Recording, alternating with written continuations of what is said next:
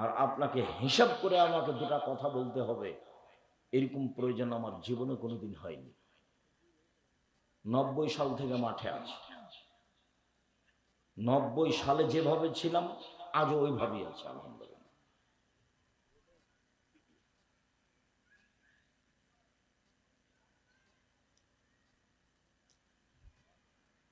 আমি যে বসে থেকে মাথায় হাত দিয়েছি এই কথার আগে যে আমি কিছুই বলিনি তা নয়।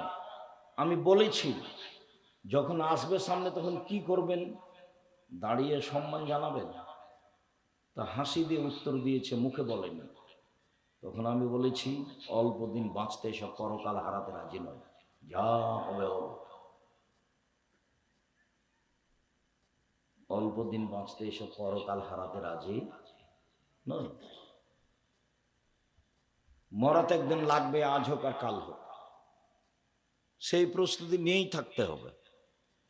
যেহেতু মরাই লাগবে, শ্বাস বন্ধ হইলে দাপট শেষ। 17 বছরের ক্ষমতা তো আপনি দেখলেন 45 মিনিট। 17 বছরের ক্ষমতার সময় কতটুকু? 45 মিনিট। খুলনার অঘোষিত সম্রাট এরশাদ শিকদার মাথায় হাত দিতে পারেনি মেয়ে। আর ফেরাউন 1700 বছর, 1700 বছর নেতৃত্ব দেওয়ার পরে 2-3 মিনিট, এই ডুবলো ডুবলো নেই, 2-3 মিনিট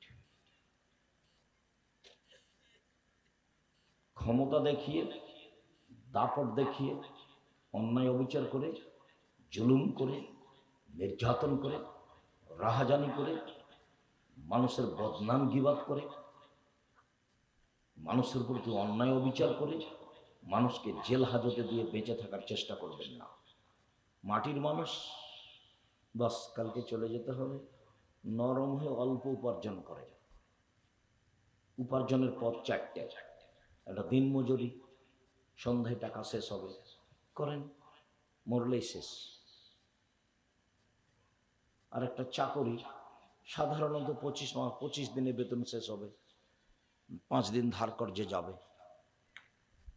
আর একটা হলো জমি চাষ, হয় সমান সমান, না হয় লস। আর একটা হলো ব্যবসা। তখন আল্লাহ রসুল বললেন, সত্যবাদী বিশ্বস্ত ব্যবসায়ীরা নবীগণের সাথে জান্নাতে থাকবেন। আবার কেমন উপার্জন, অবাক উপার্জন। ব্যবসা বাদাম বিক্রিও হতে পারে, ব্যবসা বিদেশের সাথে ইনপুট লাইসেন্সেও হতে পারে। বড় থেকে বড়, ছোট থেকে ছোট, যে ব্যবসায়ী প্রতারণা নেই, ধোকা ফাঁকি নেই, সে ব্যবসায়ী নবীগণের সাথে থাকবেন। আমি এ কথা বলিনি, এ কথা মোহাম্মদ সাল্লাল্লাহু আলাইহি ওয়াসাল্লাম বলেছেন। সম্মানিত দিনী ভাই বোন, অল্প দিন বাঁচতে এসে কারো ক্ষতি করার চেষ্টা করবেন না। যে না যত বড়ই পাপ হোক, যদি আল্লাহকে বলে আল্লাহ আমার ভুল হয়েছে, আমি জিন্দেগিতে এই কাজে আর যাব না, ইনশাল্লাহ এই পাপ ক্ষমা হবে। সুদ, সুদ মহাপাপ। সুদের পাপের ভাষা শুনলে অবাক হতে হয়। পৃথিবীতে সুদের পাপের ভাষা যেমন, এরকম কোন পাপের সাথে ভাষা আল্লাহর নবী উল্লেখ করেননি। অবাক ভাষা। তিনি বলছেন, মা একলো দিরহাম রেবা ইয়ালাম আসাদ্দমিন সিতাতিও সালাসিনা জিনিয়া। কেউ যদি জেনে শুনে 1 টাকা সুদ খায়, 36 বার জেনা করে যত পাপ হবে, 1 টাকা সুদ খেলে তার চেয়ে বেশি পাপ হবে। 36 বার জেনা করে যত পাপ হবে। জেনার পাপ তো একটু আগে জানলেন। অবিবাহিত অবস্থায় যদি জেনা করে 100 লাঠি পিটিয়ে 1 বছরের জন্য এলাকা থেকে তাড়িয়ে দিতে হবে। আর বিবাহিত পুরুষ নারী যদি জেনা করে, তাহলে তাকে ইট ঢেল পাথর দিয়ে মেরে মেরে মেরে ফেলতে হবে, তার বেঁচে থাকার কোনো সুযোগ নেই। আর এখন রাসূল সাল্লাল্লাহু আলাইহি ওয়াসাল্লাম যেভাবে বলছেন, তাতে মানুষ যদি 1 টাকা সুদ খায়, 36 বার জেনা করলে যত পাপ হবে, 1 টাকা সুদ খেলে তার চেয়ে বেশি পাপ হবে। আবার তিনি বলছেন, আর রেবা সাবুনা জুসান আইসারাহা আইন করাজুল উম্মাহু, সুদের পাপের 70টি ভাগ রয়েছে, ছোট থেকে বড়, বড় থেকে ছোট। সবচেয়ে ছোট পাপ হলো মার সাথে জেনা করলে যেমন পাপ হয়। দেখেন তো ভাষা, পৃথিবীতে সবচেয়ে মহাপাপ শিরক, কিন্তু ভাষা এরকম নয়। পৃথিবীর দ্বিতীয় মহাপাপ বাপ মায়ের অবাধ্য চলা, কিন্তু ভাষা এমন নয়। পৃথিবীর তৃতীয় মহাপাপ মিথ্যা সাক্ষী দেওয়া, কিন্তু ভাষা এমন নয়। পৃথিবীর চতুর্থ মহাপাপ মানুষকে হত্যা করা, কিন্তু ভাষা এমন নয়। অবাক হতে হয় সুদের পাপের ভাষা। সুদ খেতে খেতে খেতে বাড়ি গাড়ি করেছে, অনেক কোটি কোটি টাকা সুদের ব্যাপার। আজকে রাতে বলছে, আল্লাহ আমার ভুল হয়েছে, আমি আর জীবনে কোনোদিন সুদ খাবো না, লেনদেন বন্ধ করলাম, তুমি আমাকে মাফ করো, ইনশাল্লাহ ক্ষমা হয়ে যাবে।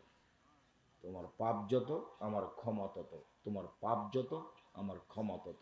তোমার যেই পরিমাণ পাপ আমার সেই পরিমাণ ক্ষমা, তোমার যেই পরিমাণ পাপ আমার সেই পরিমাণ ক্ষমা। আদম সন্তান, আমি পরোয়া করি না তুমি কত বড় পাপী, তুমি যেভাবে ডাকো আমি সেভাবে থাকি। আদম সন্তান, আমি পরোয়া করি না তুমি কত বড় পাপী, তুমি যেভাবে ডাকো আমি সেভাবে থাকি, তুমি যেভাবে বলো আমি সেভাবে শুনি। আমি পরোয়া করি না তুমি কত বড় পাপী।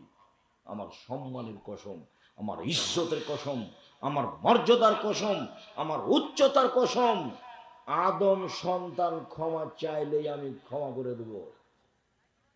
আস্তাগফিরুল্লাহ ওয়া আতুবু ইলাইহি, আস্তাগফিরুল্লাহাল্লাযী লা ইলাহা ইল্লা হুয়াল হাইয়ুল কাইয়্যুম ওয়া আতুবু ইলাইহি, রব্বিগফিরলি ওয়া তুব আলাইয়া ইন্নাকা আনতাত তাওয়াবুল গফুর।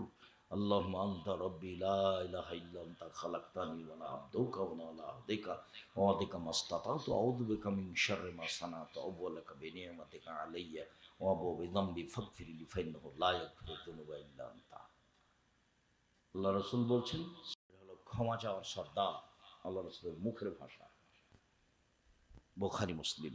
সাইয়্যিদুল ইস্তিগফার, ক্ষমা চাওয়ার সর্দার। যত মাধ্যম আছে ক্ষমা চাওয়ার, তার বড়, সবচেয়ে বড় মাধ্যম কোনটা? আল্লাহুম্মা আনতা রাব্বি লা ইলাহা ইল্লা আনতা খালাকতানি, সাইয়্যিদুল ইস্তিগফার। আরবি শব্দ সাইয়্যিদুল ইস্তিগফার, ক্ষমা চাওয়ার সর্দার। আপনি মানুষের বদনাম করেছেন, গীবাত করেছেন, চুগলখড়ি করেছেন, এর কথা ওখানে বলেন, ওর কথা এখানে বলেন, এই পাপ ক্ষমা চানা জীবনে ক্ষমা হবে না। মহান আল্লাহ বলেন, ওয়াইলুল লিকুল্লি হুমাযাতিল লুমাযা, সামনে বদনাম করে যারা, পিছনে বদনাম করে যারা, ওয়াইল নামক জাহান্নামে যাবে তারা। বদনাম করে যারা, সুনিশ্চিত ধ্বংস হবে তারা, জাহান্নামে যাবে তারা। জুবাইর ইবনে মুতাইম রাদিয়াল্লাহু তাআলা আনহু বলেন, রাসূল সাল্লাল্লাহু আলাইহি ওয়াসাল্লাম বলেছেন, লা ইয়াদখুলুল জান্নাতা কাত্তাত ওয়া ফি রিওয়ায়াতিন নাম্মাম, গীবাত করে যারা তারা জান্নাতে প্রবেশ করবে না। যারা চগলখড়ি করে, এখানকার কথা ওখানে লাগাই, ওখানকার কথা এখানে লাগাই, সমাজ নষ্ট করে যারা, এরা জান্নাতে যাবে না। বুখারী মুসলিম। শুনুন, সাহল ইবনে সাদ রাদিয়াল্লাহু তাআলা আনহু বলেন, রাসূল সাল্লাল্লাহু আলাইহি ওয়াসাল্লাম বলেছেন, মাইয়াজমাল্লি মা বাইনা লাহিয়াইহি ওয়া মা বাইনা রিজলাইহি আজমালাহুল জান্নাহ। পৃথিবীর মানুষ, তোমরা দুইটি জিম্মেদারি গ্রহণ করো, আমি তোমাদেরকে জান্নাতে নিয়ে যাওয়ার জন্য জিম্মেদারি নিলাম। কিভাবে জান্নাতে নিয়ে যাব সেটা আমার ব্যাপার। তবে তোমরা দুইটা জিনিসের জিম্মেদারি গ্রহণ করো। এক, মুখে বদনাম করো না, মুখে গীবাত করো না। দুই, জেনায় লিপ্ত হয়েও না। বিচারের মাঠে আমি বাকিটুকু দেখে নেব কিভাবে জান্নাতে নিয়ে যাওয়া লাগবে। বুখারী মুসলিম।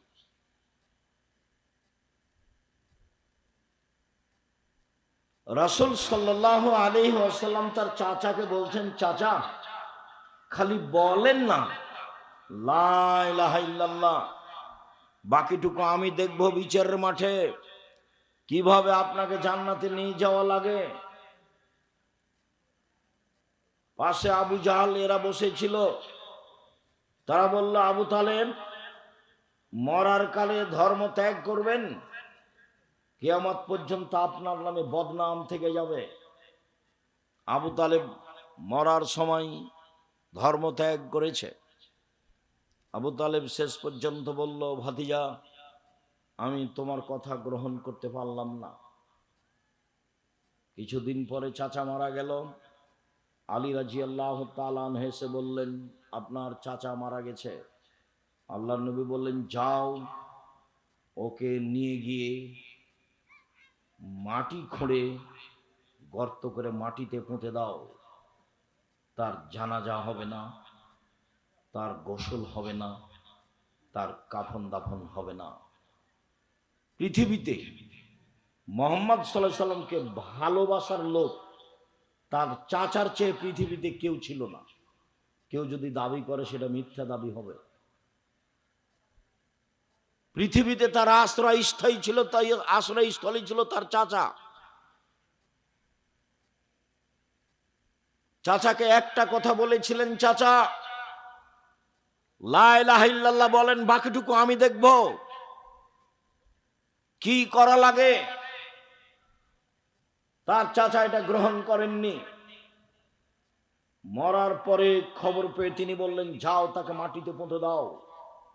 তার জানাজা হবে না, তার গোসল হবে না, তার কাফন দাফন হবে না। আমি মুহাম্মদ সাল্লাল্লাহু আলাইহি সাল্লাম তার জন্য ক্ষমা চাইতে পারবো না। আমি আমার মায়ের জন্য ক্ষমা চাওয়ার অনুমতি চেয়েছিলাম, হয়নি।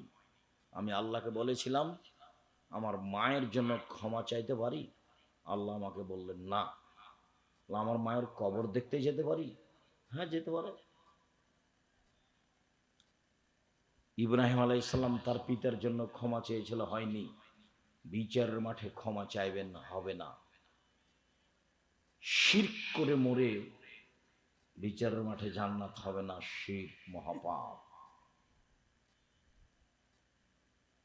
রাসূল সাল্লাল্লাহু আলাইহি সাল্লাম বলেন, মাইয়াজমানলি মা বাইনাল রাহিয়াইহি মা বানে রিজলাই হাজবলাহুল জান্নাহ। যে ব্যক্তি মুখের জিম্মেদারি নিবে, যে ব্যক্তি লজ্জা স্থানের জিম্মেদারি নিবে, আমি মুহাম্মদ সাল্লাল্লাহু আলাইহি সাল্লাম তাকে জান্নাতে নিয়ে যাওয়ার জিম্মেদারি নিলাম। রাসূল সাল্লাল্লাহু আলাইহি সাল্লাম বলেন, ইজমানুল সিত্তান মিন আনফুসিক মাজুন্নাকুল জান্নাহ। পৃথিবীর মানুষ, তোমরা 6টা জিনিসের জিম্মেদারি নাও, আমি তোমাদের জান্নাতে নিয়ে যাওয়ার জিম্মেদারি নিলাম। এক, অসদুকা ইযা হাদ্দাসতুম, কথা বললে সত্য কথা বলো। ওয়াউফি ইযা ওয়া'আদতুম, মানুষের সাথে ওয়াদা করলে পূর্ণ করো। অদ্দু ইযা উতুমিনতুম, আমানত রাখা হলে তা দিয়ে দাও, আত্মসাৎ করো না। 4, অহফাজু ফরুজাকুম, জেনায় লিপ্ত হয়েও না। কিভাবে জান্নাতে নিয়ে যাবো সেটা আমার ব্যাপার। গুজ্জু আবসারাকুম, চক্ষু নিচু করে চলো। হাট বাজার মহিলা দিয়ে পূর্ণ, চক্ষু নিচু করবেন কিভাবে? বাপ তো পশু প্রাণীর মতো দিন কাটায়। স্বামীর গায়ে তো রক্ত বলে কোনো জিনিস নাই, সবই পুজ। ভাইয়ের গায়ে তো রক্ত বলে কোনো জিনিস নাই, সবই পুজ। আপনার স্ত্রী ভ্যানিটি ব্যাগ হাতে করে রাজশাহী বাজারে চলে যায়, দুর্গাপুর বাজারে চলে যায় কিভাবে? আপনাকে একটু খারাপ লাগে না কেন? আপনার একটু আত্মমর্যাদা হয় না কেন? আপনার একটা ইতস্তবোধ হয় না কেন? আপনাকে খারাপ লাগে না কেন? আপনার শরীরে সবই কি পুজ? একটুকু রক্ত নেই, খারাপ লাগে না?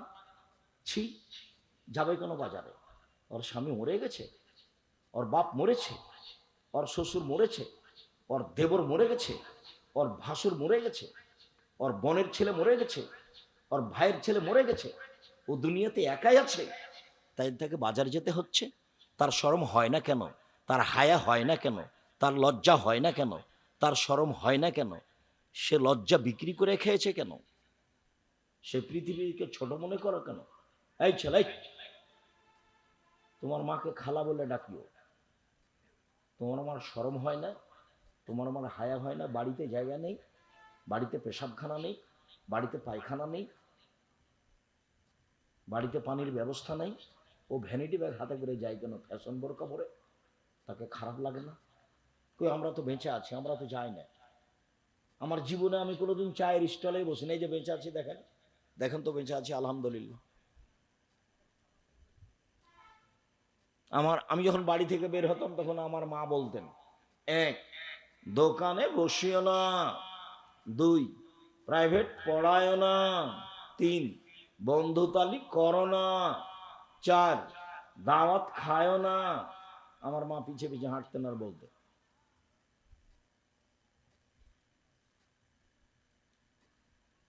তো দোকানে বসি না।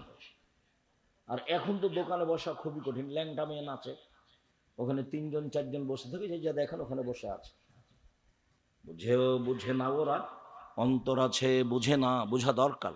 দেখেও দেখে না ওরা, চক্ষু আছে দেখে না, দেখা দরকার। শোনেও শোনে না ওরা, কান আছে শোনে না, শোনা দরকার। ওলায়েকা কাল আনাম, তারা পশু প্রাণীর মতো, তারা গরু ছাগলের মতো, তারা কুকুর শ্রীগুলোর মতো। বালু মাজাল বরং তার চেয়ে খারাপ, পশু প্রাণীর চেয়ে খারাপ।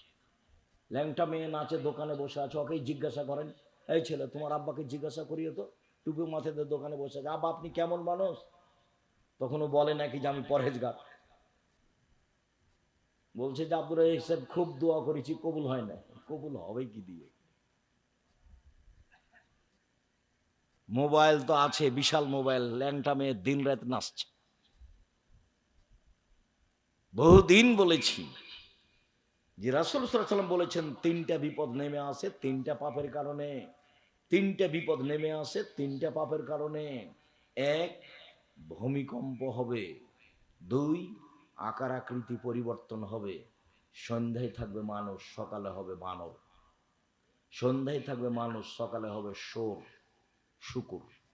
এই দুটা প্রাণী হবে, শোর আর বানর। তিন, সমস্যা নেমে আসবে। এই যে দেখেন, দুর্ভিক্ষ নেমে আসছে। কোথায় তেলের সমস্যা? হাজার হাজার কিলোমিটার দূরে, আর এখানে বলছে তেল দেব না। আরো কত সমস্যা নেমে আসবে তিনটা পাপের কারণে। এক, সবাই যখন নেশাদার দ্রব্য পান করবে, বিড়ি, তামাক, জর্দা, সিগারেট, গুলো, এগুলো নেশাদার দ্রব্য নয়, অথচ নেশাদার দ্রব্য সবাই নির্দ্বিধায় খাচ্ছে, পান করছে। দুই, মানুষ যখন গান বাজনায় মত্ত হবে, দেখেন দোকানপাট সব গান বাজনায় মত্ত।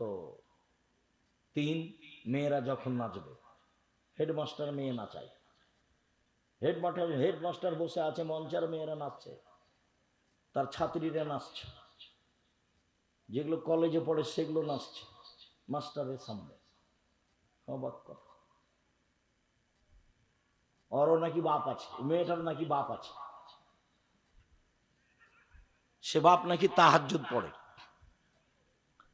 সে বাপ আবার উমরা করে। মানে ধর্মকে মজাক করা, ধর্মকে কি করা?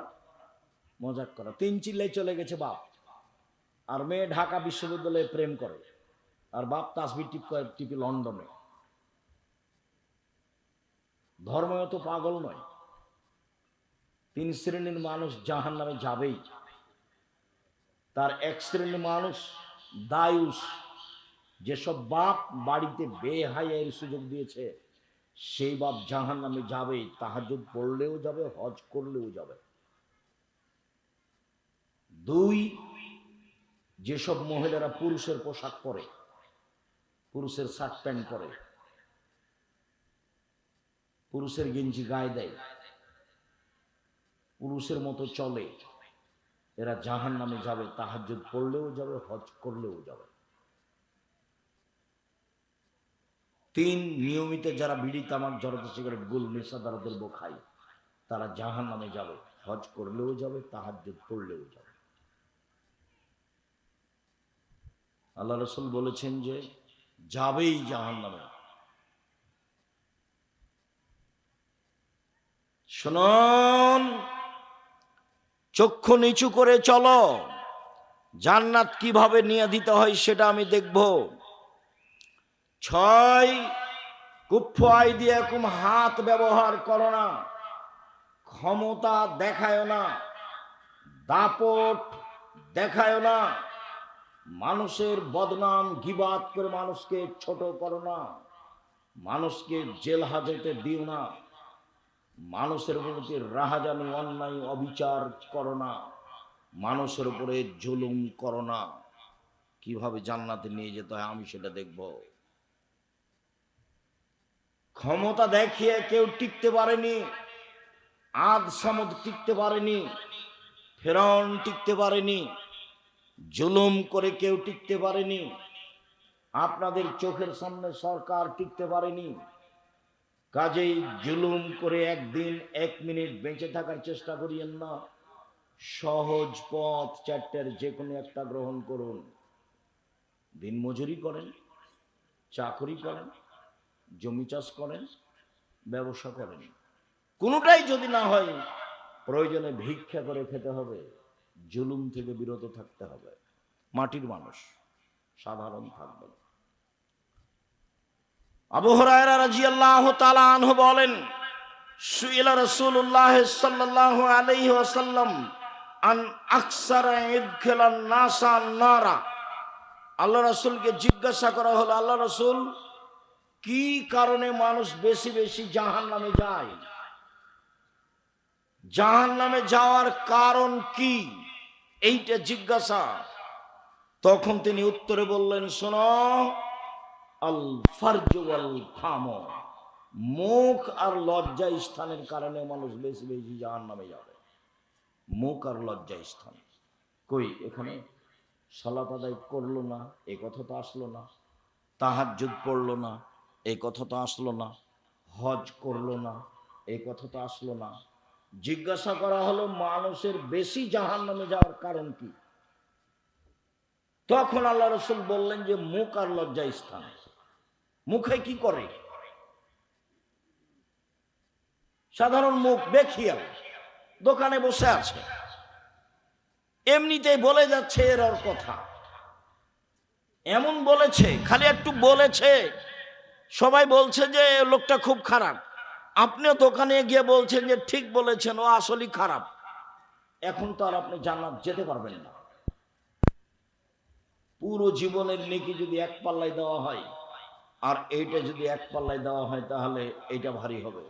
1 মিনিট। আয়েশা রাদিয়াল্লাহু তাআলা আনহা বলেন, কুলতু লিন নবী সাল্লাল্লাহু আলাইহি সাল্লাম লিসাফিয়া কাযা ওয়া কাযা। আমি বললাম, আপনি সাফিয়ার তো প্রশংসা করেন কেন? সাফিয়া খুব সুন্দরী, বুদ্ধিমতী, এত প্রশংসা করেন কেন? আরে সাফিয়া তো একজন খাটো মহিলা। খাটোটা একটা দোষ। আজও মানুষ খাটো মহিলাকে বিবাহ করতে চায় না। খালি জিজ্ঞাসা করে কত ফুট লম্বা, 5.5 ফুট, 6.5 ফুট, 5 ফুট। মানে বিবাহ করলে একটা আছে। আল্লাহ রাসূল এটা বলেননি। আল্লাহ রাসূল বলেছেন, তুনকাহুল মারাতলে আর বাইন, পৃথিবীর মানুষ শুনে রেখো, 4টা জিনিস দেখে মেয়েদের বিবাহ করা হয়। আমি সেই 4টার কথা বলিনি। 1, লেমা লেহা, মেয়েটা ধনী কিনা সবাই দেখতে চায়, তার টাকা পয়সা আছে কিনা। 2, অলে হাসা বেহাসে, বংশীয় কিনা, তার বাচ্চা চারা বিত্তশালী চাকরিজীবী ব্যবসায়ী কিনা। 3, অলে জামালেহা, মেয়েটা সুন্দরী কিনা, সবাই সুন্দরী খুঁজে। আল্লাহ বলছেন মা তাবালাকুম, তোমাকে যাকে ভালো লাগে। দেখুন আল্লাহ বলছেন তোমাকে যাকে ভালো লাগে তাকে বিবাহ করো, দুইটা দুইটা করো, তিনটা তিনটা করো, চারটা চারটা করো। এর অর্থে এই নয় যে শ্যামা কালো মেয়েটা বাদ পড়ে থাকে, যেটা আপনি মনে করিয়েন না। আপনিও ঘুরতে ঘুরতে ঘুরতে ঘুরতে একটা শ্যামা মেয়ে পছন্দ হয়ে যাবে। আপনি বলবেন আম্মা ওই মেয়েটা একটু রং শ্যামা হলেও খুব ভালো, ওকে আমাকে খুব ভালো লেগেছে চালচল। হ্যাঁ আব্বা, হ্যাঁ আব্বু, সেটি আমাকে ভালো লাগছে, চলো যাই সেখানে আগে যাই। যাক, কথা করে দাও, দেখেন বিবাহ হয়ে গেল। তো আল্লাহ তাকদিরে লিখে রেখেছে, তাকদিরকে বিশ্বাস করে আগাতে হবে। ফাসফার বেজাতে দিন, আমি তোমাদেরকে বলছি তোমরা ধার্মিক মেয়েকে বিবাহ করো। ভ্যানিটি ব্যাগ ঘাড়ে করে চলে যাচ্ছে বাজারে, একে ঘৃণা করো। নগ্ন পোশাক পরে চলে, একে ঘৃণা করো। ওকে বিবাহ করবা কেন? দেশ মেরে খেয়েছো, দুনিয়া মেরে খেয়েছো, দেখো পরহেজগার মেয়ে আছে। ও কথা আল্লাহ রসুল না করে দিলেন। আল্লাহ রসুল বলেন পৃথিবীর মানুষ শোনো, চারটা জিনিস দেখে পুরুষেরা বিবাহ করে, যুবকেরা। এক, অর্থ সম্পদ। দুই, বংশ। তিন, সুন্দরতা। চার, পরহেজগারিতা। আমি মোহাম্মদ সাল্লাল্লাহু আলাইহি সাল্লাম বলছি পরহেজগার মেয়েকে বিবাহ করো। আল্লাহ রসুলের আদেশ পালন করেন, সংসার সুন্দর হয়ে যাবে। আর যে বউ নিয়ে এসেছেন ও তো হস্তিনী, সংসার ভালো হবে না তো। ও বাজারে যাবে কেন? ও তো হস্তিনী, বাজারে যাবে কেন? ওর বাজারে যাওয়ার স্বাদ কেন? ও কোন শাড়ি কিনবে ও হাত লাগিয়ে দেখবে কেন? যা নিয়ে এসেছেন তাতেই খুশি। যতদিন পর্যন্ত আপনার স্ত্রী সংসারে এভাবে কথা বলতে না শিখবে, দেখেন কোন ভাবে, এইভাবে আপনি যাতে খুশি আমি তাতে খুশি, চিকন কাপড়ে আপনি খুশি তো আমিও খুশি, মোটা কাপড়ে আপনি খুশি তো আমিও খুশি, লবণ ভাতে আপনি আনন্দিত আমিও আনন্দিত। আমার পক্ষ থেকে কোনো প্রকার অভিমান থাকিবে না, আমার পক্ষ থেকে কোনো প্রকার প্রতিবাদ থাকিবে না, আমার পক্ষ থেকে কোনো প্রকার অভিযোগ থাকিবে না। আমি অভিমান নিয়ে আপনার সাথে সংসার করতে চাই না। যাতে আপনি খুশি আমিও তাতে খুশি, তাহলে শয়তান চুপটি লেগে চলে যাবে। আর যদি ওর কাছে অভিমান থাকে, অভিযোগ থাকে, টিকতে পারবেন না। রাসূল সাল্লাল্লাহু আলাইহি ওয়াসাল্লাম বলেন পৃথিবীর মানুষ, লা তুজুল মুসলিমিনা, মুসলমানদেরকে পরস্পরে কষ্ট দিও না, ওয়ালা তুয়াইরুহুম, ওদের নিন্দা করো না, ওয়ালা তাত্তাবিউ আওরাতিহিম, তোমরা মানুষের বদনাম গীবাত পিছনে পড়ো না। এরপর আল্লাহ রাসূল বলছেন ইন্নাহু মান ইয়াত্তাবিউ আওরাতা আখিহাল মুসলিম, কেউ যদি তার মুসলিম ভাইয়ের বোনের বদনাম করে, ইয়াত্তাবিউল্লাহু তাআলা আওরাতাহু, তাহলে আল্লাহ তার পিছনে পড়ে যাবেন, আল্লাহ তার বদনাম করেই ছাড়বেন। ওমাই ইয়াত্তাবিউল্লাহু আওরাতাহু ইয়াফজাহু ওয়ালাউ কানা ফি জাওফির আহলিহি, আর যদিও মানুষের বদনাম করে, আল্লাহ যদি তার পিছনে লেগে যায়, তাহলে তাকে আল্লাহ অপমান করেই ছাড়বেন, সে তার বাহনের ভিতরে লুকিয়ে গেলেও। শেষ বাক্যটি এখনো বুঝাতে পারেনি। আল্লাহর নবী বলছেন একজন মানুষ আপনার বদনাম করার পরে যদিও তার উটের পেটের ভিতরে ঢুকে যায়, তবু আল্লাহ তাকে উটের পেটের ভিতরে বদনাম, তাকে অপমান করেই ছাড়বেন। কেন? ওর বিরুদ্ধে এখন আল্লাহ চলে গেছেন। তো মানুষ কি মানুষ বদনাম করার পরে উটের পেটের ভিতরে ঢুকবে? বদনাম করার পরে চলে যেতে পারে কোনো দেশে, তো চলে যাক না, পাথরের মধ্যে ঢুকে যাক না। এখন তার বদনাম করার জন্য কে লেগেছে? আল্লাহ লেগেছে। তাকে অপমান করেই ছাড়বে, তার বাঁচার পথ নেই। সম্মানিত দিনী ভাই বোন, আনাস রাদিয়াল্লাহু তাআলা আনহু বলেন, রাসূল সাল্লাল্লাহু আলাইহি ওয়াসাল্লাম বলেছেন, আমাকে একবার মেরাজে উপরে নিয়ে যাওয়া হচ্ছিল, দেখি অনেক মানুষ তাদের লম্বা লম্বা তামার নখ, একমেশন ওজুহম সদুরাহম, নখ দিয়ে মুখমণ্ডলকে খামচে তুলে ফেলছে, গোস্ত বুকের উপরে খামচা মেরে গোস্ত তুলে ফেলছে। আমি বললাম, জিবরাইল, এরা কারা? অবাক হয়ে গেলাম, নিজের নখ দিয়ে নিজের মুখের গোস্ত তুলে ফেলছে, এরা কে? তখন জিবরাইল বললেন, আল্লাযীনা ইয়াকুনা ফি আরাজিন নাস, এরা হচ্ছে ওরা যারা মানুষের বদনাম করতো, তাদের এই অবস্থা। জীবনে মানুষের বদনামে নামিয়েন না। রাসূল সাল্লাল্লাহু আলাইহি ওয়াসাল্লাম বলছেন, মান কানা জাওয়াজাইনি ফিদ দুনিয়া কানা লিসানানি মিন নার ইয়াউমাল কিয়ামা। দুনিয়াতে কারো যদি দুইখান মুখ হয়, দুনিয়াতে কারো যদি দুইটা মুখ হয়, তাহলে বিচার মাঠে তার এক মুখে থাকবে দুইটা আগুনের জিহ্বা। দুনিয়াতে দুইটা মুখ মানুষের হয়, মানুষে বলে আরে ছাড়ো, ধুমকার কথা ছাড়ো, এটা মানুষে বলে। আল্লাহর নবীও বলছেন যে যার মুখ দুইটা, মানে এখানে এক কথা ওখানে এক কথা, বিচারের মাঠে তার মুখে হবে দুইটা আগুনের জিহ্বা। কেমন হতে পারে পরিবেশ?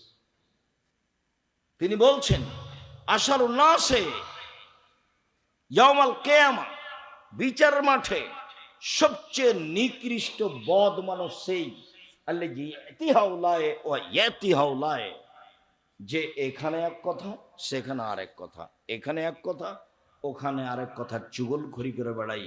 বুখারী মুসলিম। এ হচ্ছে সবচেয়ে বদ খারাপ মানুষ।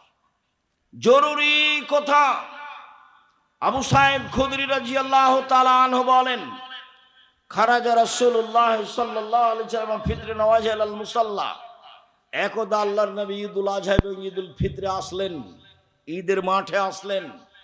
আপনাদের ঈদের মাঠে এভাবে ডাকে নাকি? আসেন আসেন, আর 4 মিনিট আছে, ডাকে এরকম? সাবধান, ডাকে না যেন। আল্লাহ রাসূল বলছেন, লা আযানা ওয়ালা ইকামা ওয়ালা নিদা, আজান নেই, ডাক নেই, একামাত নেই। জি না, আমি কথা শেষ করব তারপরে। আজান নাই, একামাত নেই, ডাক নেই। শুনুন, রাসূল সাল্লাল্লাহু আলাইহি ওয়াসাল্লাম বলেন, ইয়া মাশারান নিসা তাসাদদাকনা ফাইনে উরিতাকুন্না ইলা আকসারা আহলিন নার, মহিলারা তোমরা দান করো, আমি তোমাদেরকে অধিকাংশ জাহান্নামে দেখছি। জাহান্নাম বলতে নারী আর নারী, জাহান্নামের অধিকাংশ মানুষই নারী। জাহান্নাম বলতে নারী আর নারী, জাহান্নামের অধিকাংশ মানুষই নারী। যখন আল্লাহর নবী এই কথা বললেন, তখন মহিলারা বললেন, লিমা বেমা ইয়া রাসূলুল্লাহ, আল্লাহর নবী কেন? আমরা বেশিরভাগ জাহান্নামে যাব কেন? আমাদের বেশিরভাগ জাহান্নামে যাওয়ার কারণ কি? তখন তিনি 3টা কথা বললেন। এক, তুকসিরনা লানা, তোমরা বেশি অভিশাপ করো, খুচরা কথা বলো, বদনাম তাদের মুখে বেশি, তারাই দিন রাত বলে অমুক মেয়ে এমন, অমুক ছেলে এমন, তার স্বামী এমন, তার বোন এমন, তার ভাই এমন। দেখবেন যে তাদের মুখে সব সময় খুচরা কথা। মহিলারা জাহান্নামে যাবে তার 1 নম্বর কারণ হচ্ছে তাদের মুখে অভিশাপ বেশি, খুচরা কথা বেশি, বদনাম বেশি, গীবত বেশি, সেই জন্য জাহান্নামে যাবে। 2, তাকফুরনা নাসিরা, তারা স্বামীকে মেনে চলে না, সেই জন্য জাহান্নামে যাবে। 4টে আমলের ভিত্তিতে একজন মহিলা জান্নাতে চলে যাবে। 1, 5 ওয়াক্ত সালাত। 2, রমজান মাসের সিয়াম রোজা। 3, স্বামীকে মেনে চলা। 4, জেনায় লিপ্ত না হওয়া। এই 4টা কর্ম যার আছে, জান্নাতের সব দরজা খোলা তার জন্য। একদিকে আল্লাহ রাসূল বললেন তার জন্য জান্নাতের সব দরজা খোলা, আর আরেক দিকে আল্লাহ রাসূল বলছেন জাহান্নাম বলতে নারী আর নারী, জাহান্নামের অধিকাংশ মানুষই নারী। মহিলারা জিজ্ঞাসা করলো কেন? তখন তিনি উত্তরে বললেন, এক, তারা অভিশাপ করে, বদনাম গীবাত করে এই জন্য। দুই, তারা স্বামীকে মেনে চলে না এই জন্য।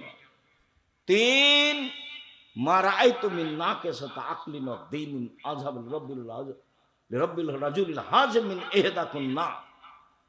আমি দেখিনি তোমাদের চেয়ে কাউকে ও নারী জাতি, আমি দেখিনি তোমাদের চেয়ে কাউকে ও নারী জাতি বুদ্ধি কম হওয়ার পরেও, বিবেক কম হওয়ার পরেও বুদ্ধিমানের বুদ্ধিকে নষ্ট করতে পারে।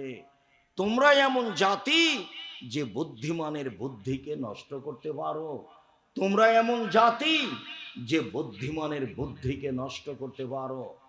একবার হাসি মুখে কথা বললেই ঈমান অর্ধেক হয়ে যায়।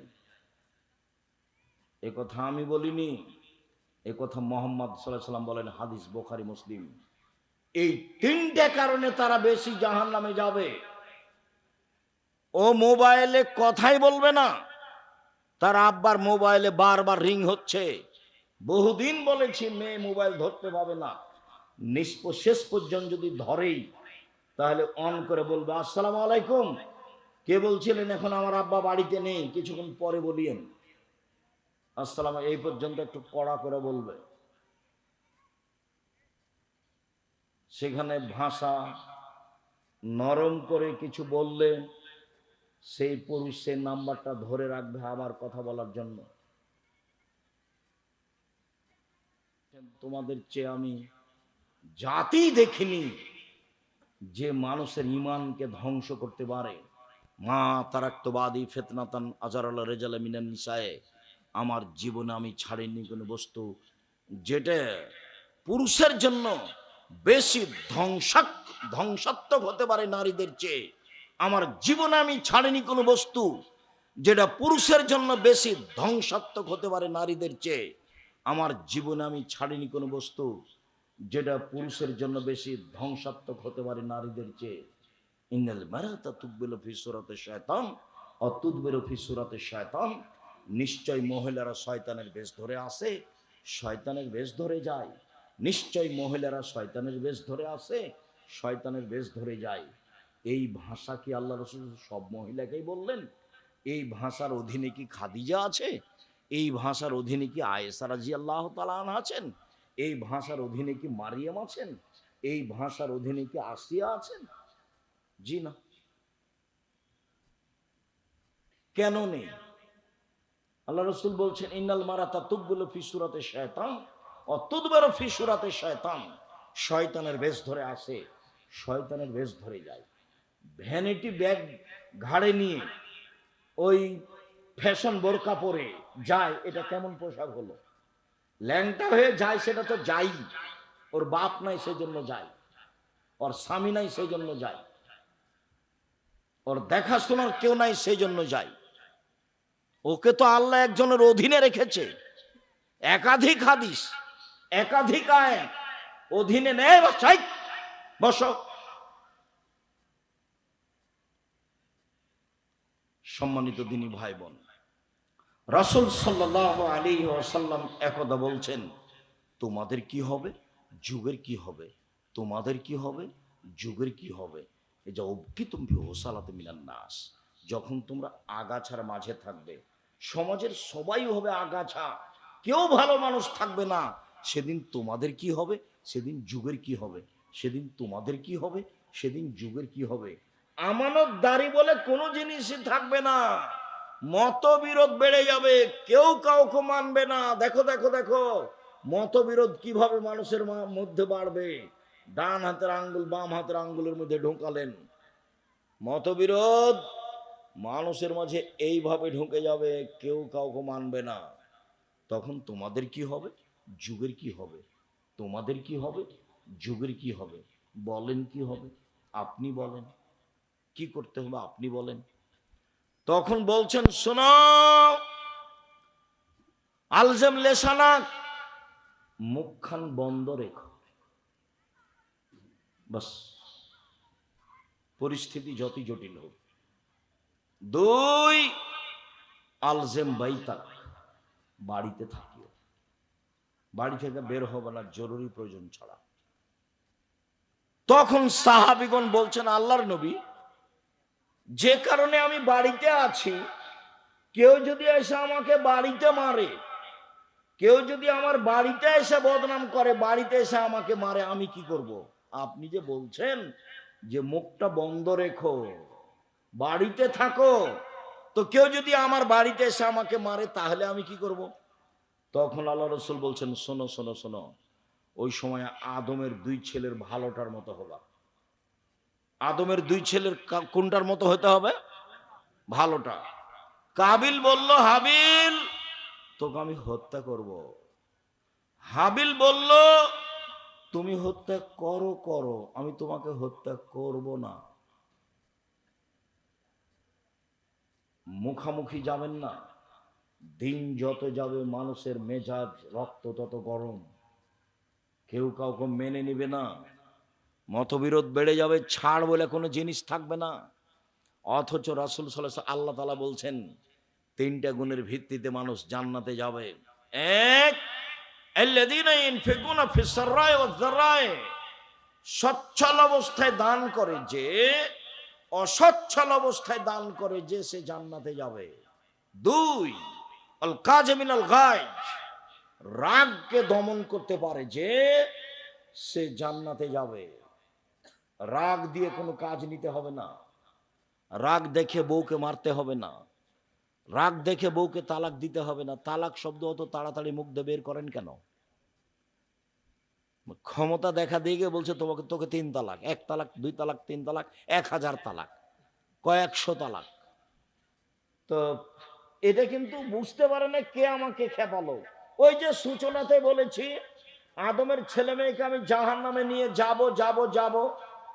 তো এখন ওর বউকে বলছে, শয়তান বলছে, এই কতদিন থেকে একটা শাড়ি চাচ্ছিস, 2026 সালের রমজান মাসের ঈদে একটা শাড়ি চালি, তাও তো হলো না, সংসার করবি, করিস না, যা। তখন ওর স্বামীকে বলছে, কত তোমাকে বললাম যে একটা শাড়ি কিনো, এ রমজানে কিনো না, তুমি কিনলে না, কথাটা আমার শুনলে না, তোমার সংসার করতে আমার ভালোই লাগে না। তখন বলছে, করবি না, যা, তো তালাক দিয়ে দাও। তালাক দিয়ে দিলাম, জানো দিব, দেও না এখনই, দিব, এক্ষুনি দে, এক্ষুনি দে, এক্ষুনি চলে যাবো তোর বাড়ি থেকে, থাকবো না থাকবো না থাকবো না। ওকে কে খেপাচ্ছে বলেন তো? ওই সন্তান। এ নিরুপায় হয়ে বলছে, যা, তোকে তালাক দিলাম, তোকে 1 তালাক, 2 তালাক, 3 তালাক, 1000 তালাক দিলাম। যেমন তালাক দেওয়া কথা শেষ, তেমনি শয়তান চলে গেছে। এবার আর ঠান্ডা হয়ে গেছে, ঠান্ডা হয়ে বলছে, ইন্না লিল্লাহি ওয়া ইন্না ইলাইহি রাজিউন। ছেলে মেয়ে 3টে, যে ছেলে মেয়ে কটা আছে? 3টে। তো বলছে, তাহলে এখন উপায়? দুইজনই চিন্তা করছে কি করা যায়, বুদ্ধি। বলছে, হুজুরকে জিজ্ঞাসা করো। পাশের হুজুর বলেছে যে হিল্লা করতে হবে, হিল্লা, 1 রাতের জন্য বিবাহ দিতে হবে। ইন্না লিল্লাহ, এটা তো কঠিন, কি করা যায়? তো মা ফতোয়া নিতে গেছে, বলে কোনো পথই নাই, হিল্লা বিবাহ দিতে হবে, বাঁচার পথ দেখো। তাহলে জামিয়া সালাফে ডাঙ্গিপাড়া গিয়ে আব্দুল রাজ্জাক, কি করা যায়?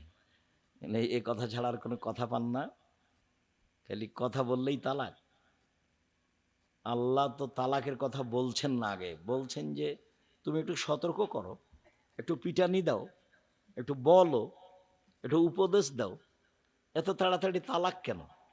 আর ওই যে বোকা মানুষ 2 বছর 3 বছরের জন্য চলে গেছে বাইরে কাজ করতে, সৌদি, কুয়েত, কাতার, বাহরাইন, ঢাকা, লন্ডন, আমেরিকা, আর এখানে খালি হুকুম চালাই বউকে, এখানে যাবা না, সেখানে যাবা না, তোমার অমুক বাড়ি যাবা না, তমুক বাড়ি যাবা না, ওর সাথে কথা বলো না। তুই কথা বলেছিস, যা, তোকে তালাক দিয়ে দিলাম। কত যে ঝামেলা দিন রাত। মোলার গাছ তুলে খেলে আর কি থাকে? থাকে না। বেগুন তুলে খেলে এখনো গাছটা আছে, ছিঁড়ে খেলে গাছটা আছে, গাছটা রাখেন, তালাকি দিয়ে দিলেন, থাকবে কি? তালাক ব্যবহার করিয়েন না ওভাবে, কম ব্যবহার করেন, সেটা শয়তান করাচ্ছে। নিরুপায় হয়ে বৈঠকে তালাকের সমাধান হবে। আপনি মুখে তালাক বলবেন না। আপনার বাপ মা, গ্রামের লোক, চেয়ারম্যান মেম্বার, মোড়ল মাতাব্বরা বসে যদি দেখা যায় যে সংসার চলবেই না, তাহলে বিচ্ছিন্নের ব্যবস্থা থাকবে। আপনিও তো রাগ করে বলছেন কেন 1 তালাক 2 তালাক 3 তালাক, সংসারটা এভাবে আপনি তালাককে সহজ মনে করছেন। আল্লাহ রসুল বলছেন জিদ্দুহুন্না জিদ্দুনা হাজলুহুন্না জিদ্দুন। 3টে জিনিস আছে যার মজাকও চূড়ান্ত, চূড়ান্ত চূড়ান্ত, যার মজাকও চূড়ান্ত, চূড়ান্ত চূড়ান্ত। রাগ করে তালাক বললেও তালাক হবে, হাসি মজাক করে তালাক বললেও তালাক হবে, হায়েজ অবস্থায় তালাক দিলেও তালাক হবে, পেটে বাচ্চা আছে এই সময়ে তালাক দিলেও তালাক হবে, যে কোনো সময়ে তালাক দিলে তালাক হবে। হায়েজের কারণে তালাক বিরত থাকে না। এক বৈঠকে 3 তালাক দিলে 1 তালাকই হয়। শয়তানকে এভাবে সুযোগ দিয়েন না। শুনুন, রাসূল সাল্লাল্লাহু আলাইহি সাল্লাম বললেন তোমাদের কি হবে, যুগের কি হবে, আপনি বলেন কি করতে হবে। তখন আল্লাহ রসুল বললেন যে মুখখান বন্ধ রেখো, বাড়িতে থাকো। আমি যদি বাড়িতে থাকি, সে যদি আমাকে আসে মারতে, তখন তুমি আদমের 2 ছেলের ভালোটার মতো হয়েও। আদমের এক বড় ছেলে কি বলল, হাবিল তোকে মারবো। তখন কাবিল কি বলল,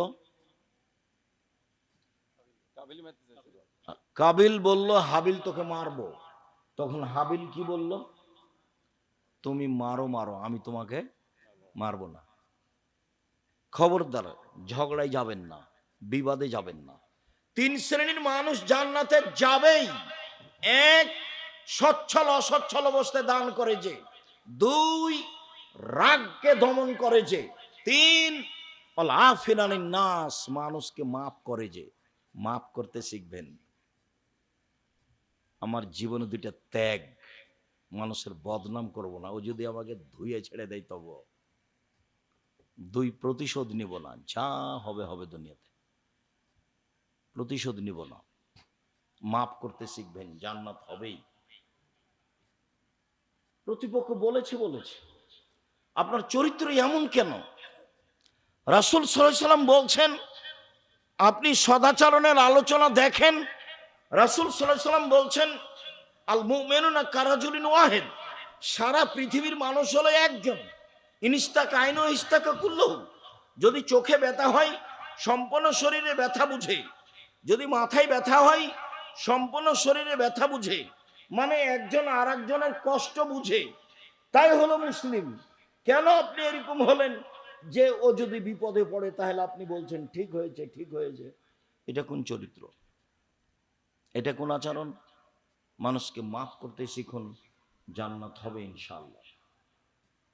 সম্মানিত দিনী ভাই বোন, বলছিলাম রাসূল সাল্লাল্লাহু আলাইহি সাল্লাম মানুষের বদনাম গীবত করা তো বহুদূরের কথা, তিনি মানুষের বদনাম গীবত থেকে বিরত থাকার চেষ্টা করতেন। তিনি মানুষের দোষ ত্রুটি ঢেকে রাখার চেষ্টা করতেন। একটু দেখেন, রাসূল সাল্লাল্লাহু আলাইহি সাল্লাম বলছেন মান সাতারা মুসলিমান সাতারাহুল্লাহু ফিদ দুনিয়া ওয়াল আখিরা, কেউ যদি দুনিয়াতে মানুষের দোষ ত্রুটি ঢেকে রাখে তাহলে আল্লাহ বিচারের মাঠে তার দোষ ত্রুটি ঢেকে রাখবেন। কেউ যদি মানুষের দোষ ত্রুটি ঢেকে রাখে, আল্লাহ বিচারের মাঠে তার দোষ ত্রুটি ঢেকে রাখবেন। আমার দিকে দেখেন, উপদেশ বইয়ের প্রথমে আছে এই হাদিস। বইটা আপনার জন্য লেখা হয়েছে, পাল্টা আমাকে পড়তে বলছেন, তাহলে তো হয় না। আল ইতিসাম পত্রিকা আপনার টাকা দিয়ে ছাপানো হয়, 16 থেকে 20,000 পত্রিকা ছাপানো আপনি, কেন আপনি পড়েন না?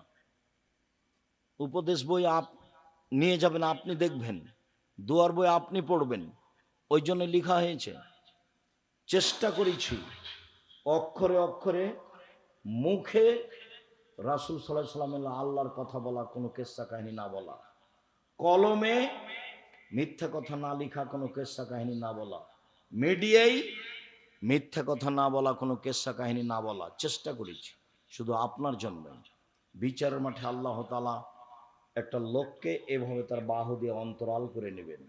অন্তরাল করে নিয়ে তার আমলনামা তার সামনে তুলে ধরে বলবেন, দেখো তো এটা তোমার আমলনামা, তুমি পড়ো তো এখানে কি আছে, এটা কি তোমার আমলনামা? জি। তুমি কি মনে করছো যে আমার ফেরেশতা অন্যায় লিখেছে? জি না, আপনার ফেরেশতা অন্যায় লিখেছে, এটা আমি বলছি না। তখন আল্লাহ বলবেন, তুমি কি আমাকে কিছু বলতে চাও? জি না, আমি আপনাকে কিছু বলতে চাই না। তখন আল্লাহ বলবেন, শোনো, মানুষ হিসাবে তুমি মানুষের দোষ ত্রুটি ঢেকে রাখতে, প্রকাশ করতে না। আমি বিচারের মাঠে, আমি আল্লাহে তোমার দোষ ত্রুটি ঢেকে রাখবো না। যাও, তোমার দোষ ত্রুটি মানুষের সামনে পেশ করলাম না, তুমি জান্নাতে যাও। আর আপনি সাংবাদিকতার চাকরি নিয়েছেন, মানে মানুষের দোষ ত্রুটি কি করা, তলিয়ে তলিয়ে দেখে পেপার পত্রিকা দেওয়া, ভিক্ষা করে খাওয়া ভালো। এই পথ আপনাকে কে বাছাই করতে বলল? আমি বলিনি কোনোদিন। মানুষের দোষ ত্রুটি আপনাকে এরকম ভাবে প্রকাশ করতে ভালো লাগে কেন? এক মিনিট। একজন সাহাবী এসে বলছেন আল্লাহর নবীকে, ইয়া রাসূলুল্লাহ, তাহেরনি, আমাকে পবিত্র করুন। তখন আল্লাহ রসুল বলছেন, ইরজে, বাড়ি ফিরে যাও, আস্তাগফিরিল্লাহ, আল্লাহর নিকটে ক্ষমা চাও, অতুব ইলাইহি, তুমি তওবা করো, তোমার পাপ ক্ষমা হয়ে যাবে। লোকটি চলে গেল। একটু গিয়ে আবার ফিরে এসে বলছে, আল্লাহ রসুল, আমাকে পবিত্র করুন। তখন আল্লাহ রসুল বললেন, বাড়ি ফিরে যাও, ক্ষমা চাও, তওবা করো, পাপ ক্ষমা হবে। তাহলে আল্লাহ রসুল বুঝতে পেরেছেন পাপ বড় আছে, কিন্তু জিজ্ঞাসা করছেন না যে কেন তোমাকে পবিত্র করব। চলে গেল। একটু পরে আবার এসে বলছে, আল্লাহ রসুল, আমাকে পবিত্র করেন। আল্লাহ রসুল বললেন যে বাড়ি ফিরে যাও, আল্লাহর কাছে ক্ষমা চাও, তওবা করো, পাপ ক্ষমা হয়ে যাবে। লোকটি চলে গেল। একটু গিয়ে আবার ফিরে এসেছে। চতুর্থবার যখন ফিরে এসেছে, তখন আল্লাহ রসুল বলছেন, আবেহি জনন, লোকটা কি পাগল? আমি তো চলে যেতে বলছি, যায় না কেন? আমি বলছি চলে যাবে, আল্লাহর কাছে ক্ষমা চাইবে, ক্ষমা হবে ইনশাআল্লাহ, তো যায় না কেন? ও কি পাগল? কালু লাইসা বিমাজনুন, সাহাবীগণ বললেন, জি না, ও তো পাগল নয়, ভালো মানুষ। তখন আল্লাহ রসুল জিজ্ঞাসা করছেন না যে কেন তোমাকে পবিত্র করব। তখন আল্লাহ রসুল বলছেন, আশারে বা খামরান, ও কি মদ পান করেছে, তাই তার মস্তিষ্ক বিকৃত হয়েছে। আমি যে বলছি চলে যেতে, সে কথা বুঝতে পারে না। সে কি মদ পান করেছে, তাই তার মস্তিষ্ক বিকৃত হয়েছে, আমার কথা বোঝে না। ফাকামা রাজুলুন ফাস্তান কাহাউ, একটা লোক দাঁড়িয়ে মুখে নাক লাগিয়ে মুখটার সঙ্গে দেখে বলছে, আল্লাহ রসুল, মা সারে বা খামরান, ও তো মদ পান করেনি। তখন আল্লাহ রসুল বলছেন, আজ জানাইতা, তুমি কি জেনা করেছ? তখন লোকটি বলছে, মানুষ বৈধভাবে তার স্ত্রীর সাথে যা করে, আমি অবৈধভাবে করেছি, আপনি আমার বিচার করে দেন। বিচার যা হয় তা হলো। আমি আপনাকে বলছি, একটু ভালো করে খেয়াল করেন। আল্লাহর নবী মুহাম্মদ সাল্লাল্লাহু আলাইহি সাল্লাম প্রথমবারই তো বলতে পারতেন যে কেন তোমাকে পবিত্র করব। বুঝতে পারছেন না কথা? প্রথমবার বললেন না, দ্বিতীয়বার বললেন না, তৃতীয়বার বললেন না, চতুর্থবার বললেন না, পঞ্চমবারে বলছেন যে ও কি পাগল, ষষ্ঠবারে বলছেন ও কি মদ খেয়েছে। তো সবাই যখন বলল যে না, মদ খায়নি, পাগলও নয়, তখন আল্লাহ রসুল জিজ্ঞাসা করছেন, তুমি কি জেনা করেছ? এই কথাটা তো প্রথমে বলতে পারতেন। আর তুমি কি জেনা করেছ, এই কথাটার উত্তর তিনি কয়েকবার বলেছেন। যাও, ক্ষমা চাও, তওবা করো। তো কেন তিনি তওবা করতে বলছেন? কেন তিনি ক্ষমা চাইতে বলছেন? বড় পাপ না হলে তো তওবা হবে না। তার মানে উনি বুঝতে পেরেছিলেন প্রথমেই, কিন্তু তিনি প্রকাশ করতে চাচ্ছিলেন না, ঢেকে রাখতে চাচ্ছিলেন। শেষ পর্যন্ত ঢেকে রাখতে পারলেন না, প্রকাশ হয়ে গেল, বিচার হয়ে গেল। এর পরের অংশটা শুনেন। ইনার নাম হচ্ছে মাইজ ইবনে মালিক, বিশিষ্ট সাহাবী। ইনি একটা ধনী মানুষের বাড়িতে কাজ করতেন, তার নাম হুজ্জাল বা হাজ্জাল। ধনী মানুষের স্ত্রীর সাথে ইনি জেনায় লিপ্ত হন কোনো এক সময়। হুজ্জাল আবার তাকে খুব ভালোবাসতেন। হুজ্জাল তাকে বলেছিলেন, মাইজ ইবনে মালিক, জেনা যখন ঘটেই গেছে, তুমি একটু আল্লাহ রাসূলের কাছে যাও, তুমি একটু বলো তো আল্লাহ রাসূলকে তিনি কি বলেন, এই পরিস্থিতিতে তিনি কি বলেন, একটু যাও। মালিকের কথা শুনে হুজ্জাল এখানে এসেছিলেন। মালিকের কথা শুনে মাইজ ইবনে মালিক এখানে এসেছিলেন। এখানে এসে শেষ পর্যন্ত বিচার হয়ে গেল। রক্ষা হলো না। বিচার যখন হয়ে গেল গেল, অনেক দিন পরে আল্লাহ রসুলের সাথে হজ্জালের দেখা মুখামুখি। হজ্জাল রাস্তা দিয়ে আসছেন, আল্লাহ রসুল যাচ্ছেন। তখন আল্লাহ রসুল বলছেন, হজ্জাল লাউ সাতারতা খাবারা মাইজিবনে মালিক বেসবেক লাকুনতা খায়রান কাসীর। ওহ, তুমি যদি মাইজিবনে মালিকের ঘটনাটা তোমার কাপড়ে লুকিয়ে রাখতে তাহলে যে কত ভালো হতো। তুমি কেন আমার কাছে তাকে পাঠালে? তুমি ঘটনাটা লুকিয়ে রাখতে, তুমি কাউকে বলতে না, তুমি বলে দিতে যে তুমি আল্লাহর কাছে ক্ষমা চাও, কাউকে বলো না। যেহেতু কোনো প্রমাণ নেই, প্রমাণ তো 4 জন সাক্ষী লাগবে, না হলে বিচার হবে না। যেহেতু কোনো প্রমাণ নাই, কাজে তুমি আমার কাছে পাঠালে কেন? তুমি কাপড় দিয়ে ঢেকে রাখতে, মানে তুমি চেষ্টা করতে প্রাণপণে দোষ ত্রুটি ঢাকতে। তাহলে আল্লাহ রসুল একজন মানুষের দোষ ত্রুটি ঢাকতে কত চেষ্টা করেছেন, আর আপনি দোকানপাটে বসে মানুষের বদনাম করছেন। তাহাজ্জুদ পড়ে জান্নাত কিনতে চান, হজ করে জান্নাত কিনতে চান, এই হিসাব ত্যাগ করেন। 5 ওয়াক্ত সালাত আদায় করেন, হালাল রুজি উপার্জন করেন, কোরআন তেলাওয়াত করেন, আড্ডা পিটা থেকে বিরত থাকেন, জান্নাত হবে ইনশাআল্লাহ। আড্ডা পিটা 2 ধরনের, একটা হলো দোকান পাশে বসে আড্ডা পিটা ঘন্টার ঘন্টা, আর একটা হলো বড় মোবাইল নিয়ে ঘন্টার ঘন্টা সময় কাটানো। এই আড্ডা পিটা হারাম। 5 ওয়াক্ত সালাত, হালাল রুজি, কোরআন তেলাওয়াত, আড্ডা পিটা হারাম, জান্নাত হবে ইনশাআল্লাহ। উপার্জন দিনমজুরি, না হয় চাকরি, না হয় জমি চাষ, না হয় ব্যবসা। ছোট থেকে ছোট, বড় থেকে বড়, ব্যবসার তিনি অনেক সম্মান করেছেন। কিছু বলছেন?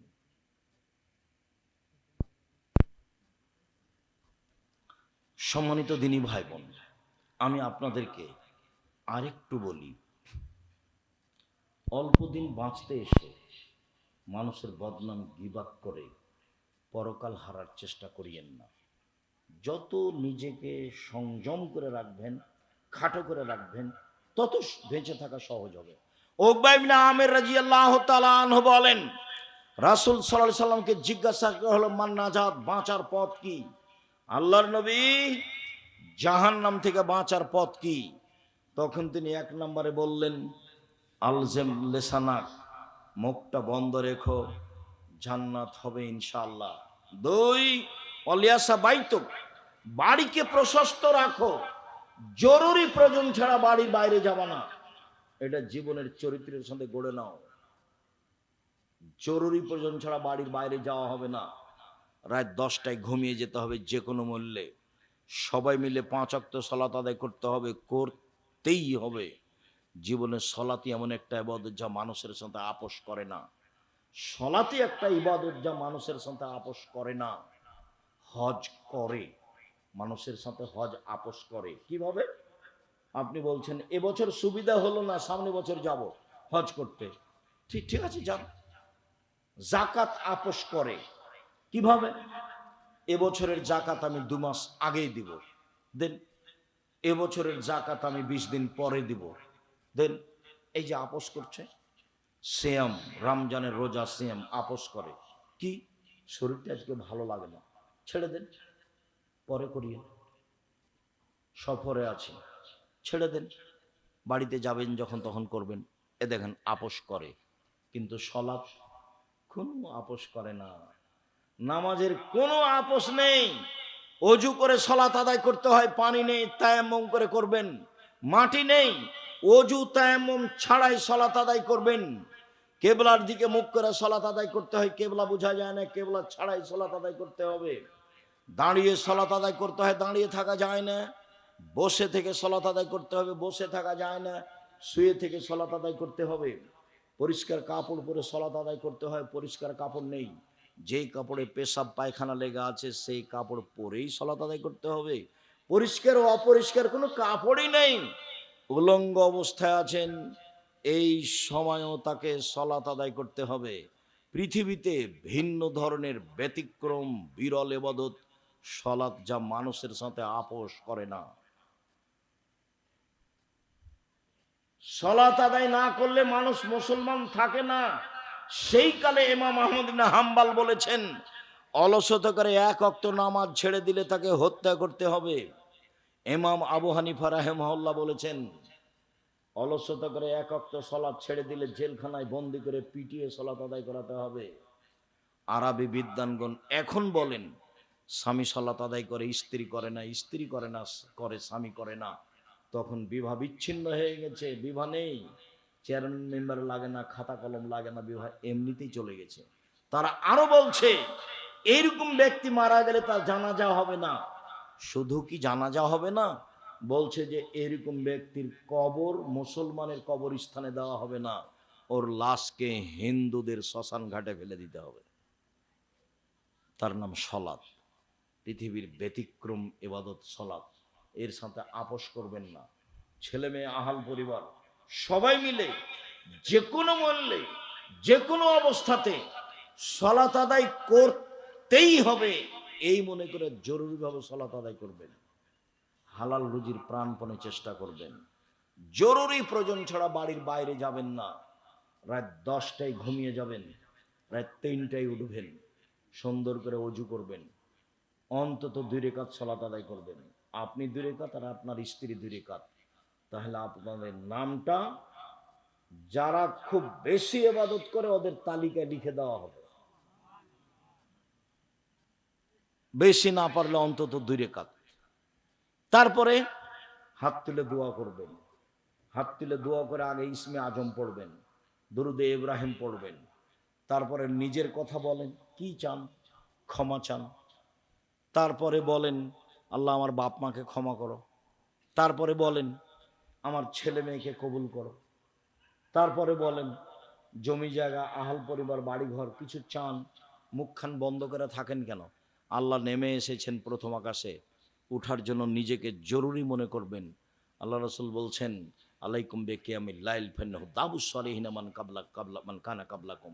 পৃথিবীর মানুষ, রাতে উঠে তোমাদের জন্য ইবাদত করা জরুরি। এটা হচ্ছে অতীতের পরহেজগার নবী রাসূলের কাজ। অতীতের নবী রাসূল, সিদ্দিক, সোহদা, সালেহ, পরহেজগার মানুষেরা রাতে উঠে ওযু করে সালাত আদায় করে আল্লাহকে ডাকতো। তোমরা কোন শরমে ঘুমিয়ে আছো? কেন ঘুমিয়ে আছো? উঠো, ওযু করো সুন্দর করে। ওযু এমন জিনিস, ওযু করলে পাপ মিটে যায়, মান বেড়ে যায়। ওযু করলে পাপ মিটে যায়, মান বেড়ে যায়। আল্লাহ রাসূল বলছেন, শোনো, আমি তোমাদের এমন একটা কথা বলে দিব না যাতে পাপ মিটে যাবে, মান বেড়ে যাবে। বলেন তো সেটা কি? সুন্দর করে ওযু করলে পাপ মিটে যায়, মান বেড়ে যায়। পায়ে হেঁটে মসজিদে গেলে পাপ মিটে যায়, মান বেড়ে যায়। সলাতের পরে বসে বসে জিকির আজকার তাসবিহ তাহলিল করলে পাপ মিটে যায়, মান বেড়ে যায়। পাপ মিটে যায়, মান বেড়ে যায়। তারপর লোকটি হয়ে যায় সেই দিনের মতো যেদিন তার মাতাকে জন্ম দিয়েছে। তারপর লোকটি হয়ে যায় সেই দিনের মতো যেদিন তার মাতাকে জন্ম দিয়েছে। নিষ্পাপ হয়ে যায়। সুন্দর করে ওযু করলে, পায়ে হেঁটে মসজিদে গেলে, সলাতের পরে জিকির আজকার করলে পাপ মিটে যায়, মান বেড়ে যায়। পাপ মিটে যায়, মান বেড়ে যায়। লোকটি হয়ে যায় সেই দিনের মতো যেদিন তার মাতাকে জন্ম দিয়েছে। রাসূল বললেন, তোমার এখন মরে যাওয়া ভালো, তোমার এখন বেঁচে থাকা ভালো। সুন্দর করে ওযু করেছো, পায়ে হেঁটে মসজিদে এসেছো, সালাত আদায় করে জিকির আজকার তাসবিহ পড়েছো। এখন তোমার মরে যাওয়া ভালো, এখন তোমার বেঁচে থাকা ভালো। এখন তোমার মরে যাওয়া ভালো, এখন তোমার বেঁচে থাকা ভালো। এখন তোমার উভয়টাই ভালো। সুন্দর করে ওযু করেছো, পায়ে হেঁটে মসজিদে এসেছো, সলাতের পরে জিকির আজকার করেছো। সুন্দর করে ওযু করে 2 রাকাত সালাত আদায় করে আল্লাহর কাছে হাত তুলে নিজের কথা বলবেন, বাপ মায়ের কথা বলবেন, আহাল পরিবার ছেলে মেয়ের কথা বলবেন, জমি জায়গা, গাড়ি বাড়ির কথা বলবেন। লম্বা সময় ধরে আল্লাহর কাছে কান্নাকাটি করবেন। প্রথমে ইসমে আজম, তারপর দুরুদে ইব্রাহিম, তারপর নিজের কথা, দেশের জন্য কল্যাণ চাইবেন। আর আল্লাহ সর্বশক্তিমান, পৃথিবীতে যত যুদ্ধবিঘ্ন, অন্যায়, অবিচার, জুলুম, আল্লাহ তুমি বন্ধ করতে পারো। তুমি সর্বশক্তিমান, তুমি এগুলো বন্ধ করো, দেশে যেন দুর্ভিক্ষ না আসে, মানুষ যেন বিপদে না পড়ে, তুমি এগুলো থেকে বাঁচাও। জাতির জন্য, দেশের জন্য, নিজের জন্য আল্লাহর কাছে কিছু চাইতে শিখেন। রাসূল সাল্লাল্লাহু আলাইহি সাল্লাম বললেন, সঙ্গী সাথী বলতে পারো মানুষকে পিছন দিক থেকে ধাক্কা মেরে জাহান্নামে নিক্ষেপ করে কি? সঙ্গী সাথী বলতে পারো মানুষকে পিছন দিক থেকে ধাক্কা মেরে জাহান্নামে নিক্ষেপ করে কি?